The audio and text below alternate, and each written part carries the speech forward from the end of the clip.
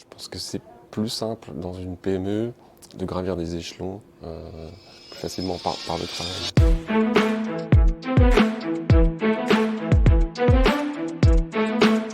Étienne Noer, directeur de la société La Glace Saumur, donc depuis maintenant un peu moins de 20 ans dans la société et puis rattaché au groupe Faya depuis une grosse dizaine d'années maintenant. Geoffroy Burtard, dans la société depuis 22 ans, je suis chargé d'affaires en ligne souterraine. Estelle Sherman, je suis ingénieure technique dans l'étude des lignes souterraines. Donc, je m'appelle Antoine, j'ai 22 ans. Je suis ici en alternance chez La Glace Saumur en tant qu'ingénieur et du coup c'est ma 3e année d'alternance.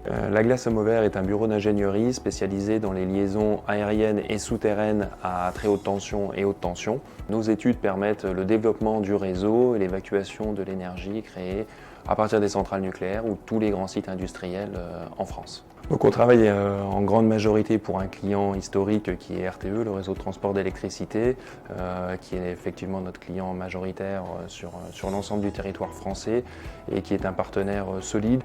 Je pense que c'est plus simple dans une PME de gravir des échelons plus facilement par le travail, de montrer qu'on a envie.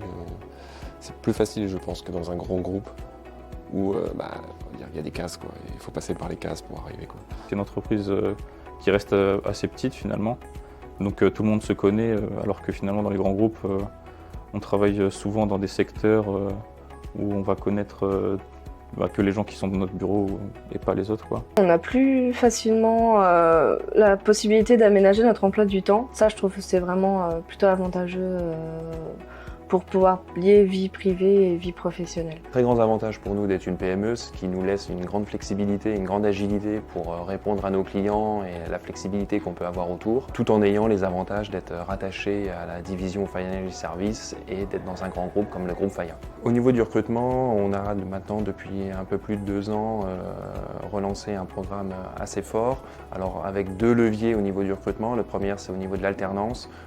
Aujourd'hui, donc, on a 5 alternants au sein de l'effectif et on souhaite poursuivre cette démarche et même le compléter avec des stagiaires.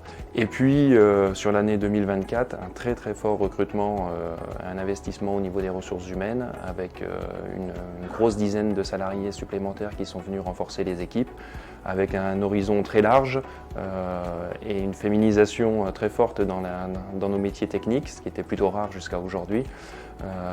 Et donc on souhaite poursuivre cette démarche sur les années à venir, quoi. On commence à être de plus en plus dans cette entreprise et je crois que la parité est exacte entre les hommes et les femmes dans l'entreprise. Et on a beaucoup de femmes ingénieurs qui arrivent maintenant. J'ai postulé pour plusieurs offres d'alternance, dont celle-ci. J'ai un retour qui était assez rapide. Et finalement, faut être assez rapide aussi quand on veut avoir une alternance en école d'ingénieur, puisque les places sont limitées. Donc je me suis à la fois orienté vers l'entreprise qui m'a répondu le plus vite et qui aussi avait un domaine d'activité qui était assez intéressant, puisque le domaine de la ligne électrique c'est assez spécifique. Donc l'objectif de la société est d'atteindre d'ici 2030 30 à 40 personnes en plus pour atteindre en gros 70-80 personnes pour pouvoir justement pallier aux besoins énergétiques des années à venir. On assure énormément de formations en interne, compte tenu que les logiciels sont assez spécifiques dans le domaine et ne sont pas présentés au niveau scolaire. Et puis il y a quelques logiciels plus communs du marché comme AutoCAD par exemple, sur lesquels on s'appuie effectivement sur des organismes extérieurs.